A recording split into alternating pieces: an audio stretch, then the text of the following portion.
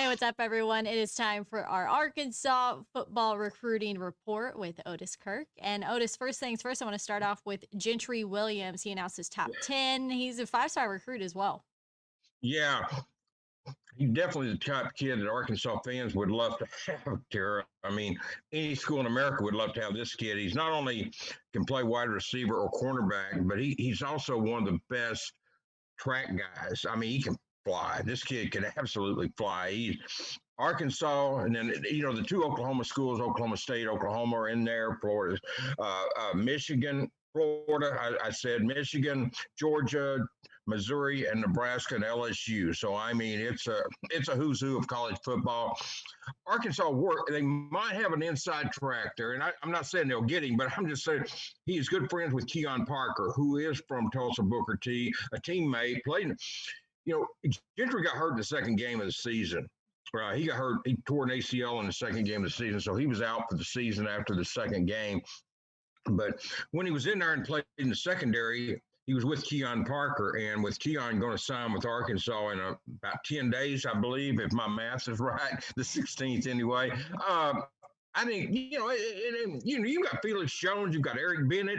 You've had some Tulsa Booker T kids have come over to Arkansas and had success. So I think that plays into it. Now, OU and Oklahoma State are obviously a factor. But as I said, Gentry's the type kid that can go anywhere in the country. He can go to these 10 schools. If he wanted to name 10 more would take him. I mean, he's that good. He's a five-star for a reason. And he's fast. He's versatile. You can put him on either side of the ball. That's what I really like about it. I think he'll be on offense. You can put him out at wide receiver. Can you imagine with Isaiah Satagna and Devontae Burns and this kid at receiver? They might let me go over and play quarterback and throw it deep for those guys one time, man. But no, that's some serious speed with those three. And I think that's where he'll end up playing. But I mean, it's up to the school and the coaches, and we'll see. Well, the next guy I want to talk to you about is Jared Summons. He's got some Arkansas ties, actually. Yeah, he's got a brother. Some people may have heard of Bobby Portis. Yeah.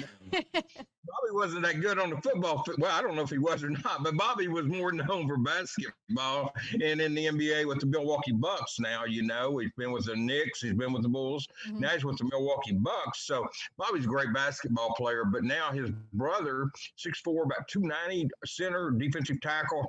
I talked to Coach Bolding this week. Arkansas offered him this week, but they offered him a preferred walk-on. And he's got two teammates coming to Arkansas from Parkview, Landon Rogers and Aaron Outley. So Arkansas offered him it's down to Arkansas as a preferred walk-on or go to UCA. He's got other offers. But those right now, according to Coach Bolding, are probably at the top of his list. And so we'll see how that works out. But got good family ties there. I'm big on that. I remember when Brandon Kendi came out, not the one that came here, but a defensive lineman was kind of short. He was Kanoy Kendi's little brother, and I was wondering why Arkansas wouldn't take him. He went to North Texas because nobody liked him because of his height. He dominated teams when they played against. I believe in bloodlines, and Jared Summons has got some good ones, and hopefully, he makes a good decision for himself, whatever that is. But I know Arkansas would like to have him as a preferred walk-on.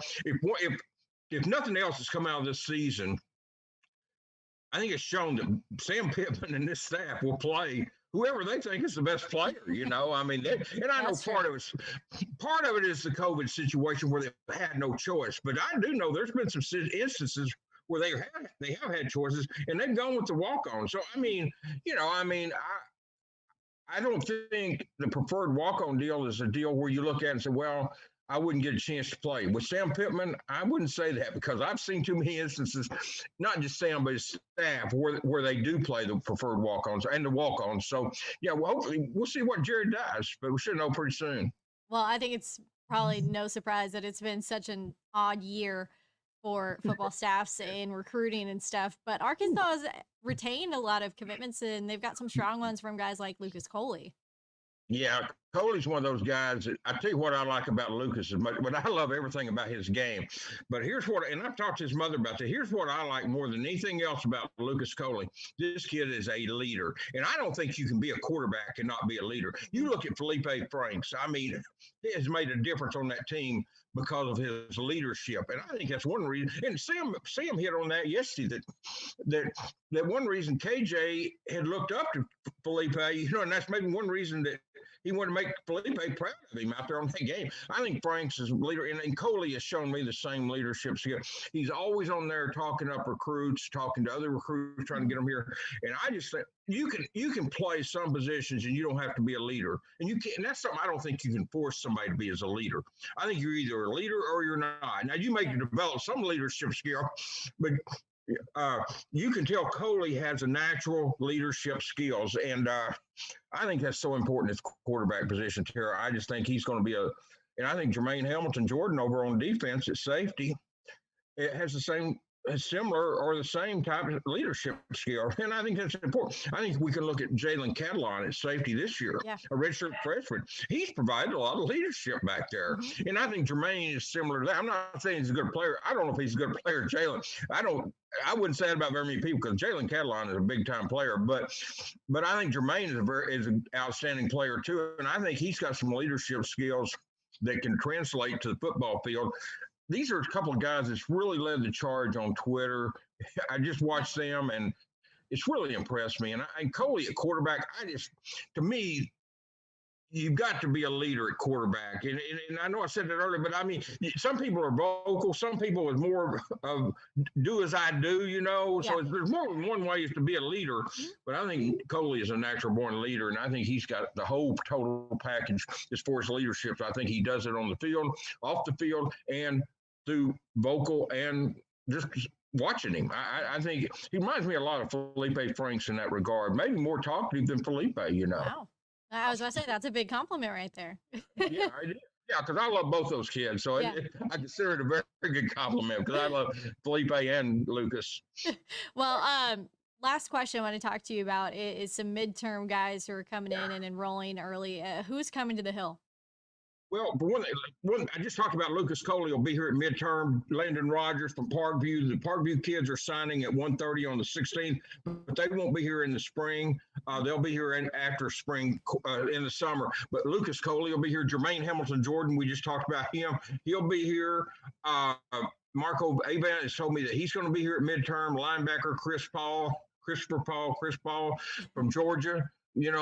It's hard for me to call him Chris Paul. Exactly. I'm Chris Paul, but no, not that Chris Paul, the other one. Yeah. But no, anyway, no, it's a joke. But anyway, Chris Paul will be here.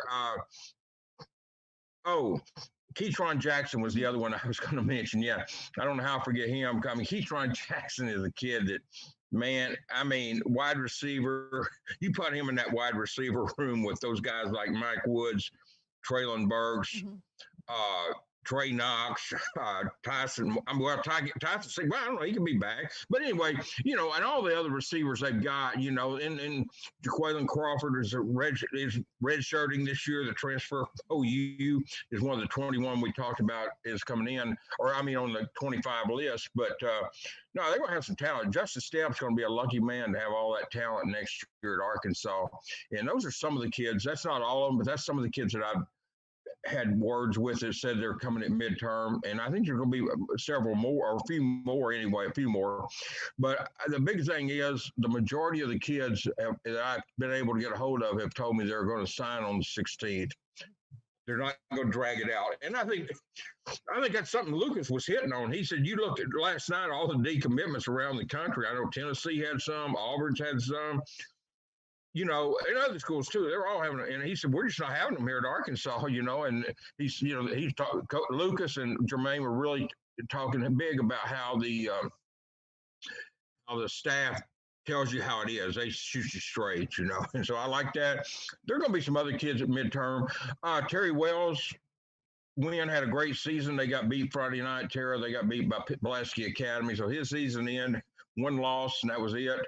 But he won't be here at midterm. But Terry is as I've said before, I think he's the number one player in the state of Arkansas in the 2021 class. And from Wynn, offensive lineman, 6'5", 306, just a great player. But no, Sam and them put together a great. And this has been and it's not like they're recruiting with their hands tied, and everybody else is getting to bring kids in and have official visits. So everybody's under the same umbrella, I guess you call it, under the same roof. But same rules, but it's just tough. And Yeah. Arkansas is a school where it's not, they recruit regionally, not necessarily local, all local. And so a lot of the kids are like Rakeem Rocket Sanders, and some of Mhm. these kids are going to sign sight unseen, and that's huge. And that's where you've got to give the staff credit for